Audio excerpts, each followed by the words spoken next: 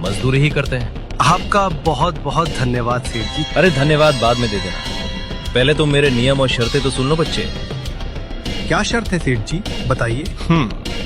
ये तो बच्चा है, इस बार इसे ऐसी शर्त बताऊंगा कि इसकी सारी फसल मेरी हो जाएगी। वैसे भी इसका पिता मंगरू गेहूं की फसल लगाता है, तो ये बेवकूफ भी गेहूं ही लगाएगा। अच्छा विशाल सुनो, तुम जो भी फसल लगाओगे उसका आधा मैं रखूंगा और आधा तुम रखोगे, लेकिन ऊपर का हिस्सा मैं रखूंगा और नीचे का हिस्सा तुम्हारा होगा। अगर मेरी ये शर्त मंजूर है तो बोलो। ठीक है सेठ जी, मुझे आपकी शर्त मंजूर है, अब ऐसा ही होगा। अगले ही दिन से विशाल खेतों पर काम करना शुरू कर देता है। विशाल ने गेहूं के बदले गाजर की फसल लगाई।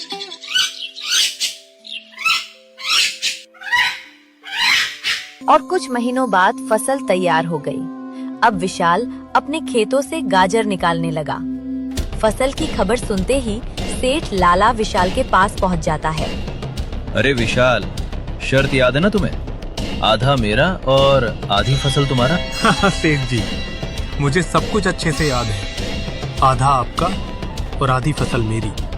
और आपने ये भी कहा था कि नीचे का हिस्सा मेरा और फसल का ऊपरी हिस्सा आपका होगा, तो आप ऊपर का हिस्सा ले सकते हैं। अरे सेठ जी, इसने तो होशियारी कर दी।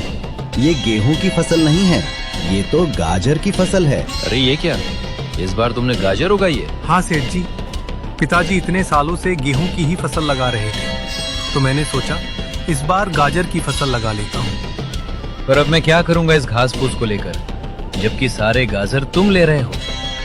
यह आपकी ही शर्त है सेठ जी, आपने ही बताई थी, और अब आप अपनी ही शर्त मानने को तैयार नहीं है।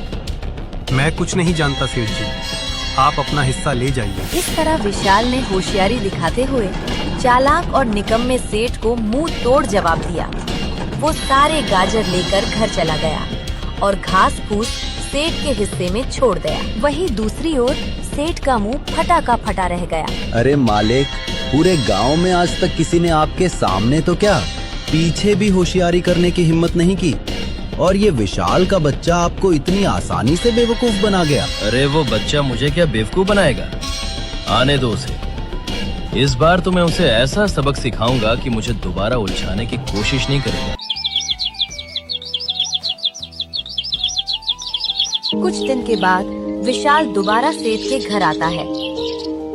कैसे हो सेठ जी? कहो बच्चे, इस बार क्या चाहिए तुम्हें? आपकी जमीन वापस ठेके पर चाहिए सेठ जी। तो मेरी इस बार की भी शर्त सुन लो बच्चे, इस बार तेरी कोई चालाकी नहीं चलेगी। इस बार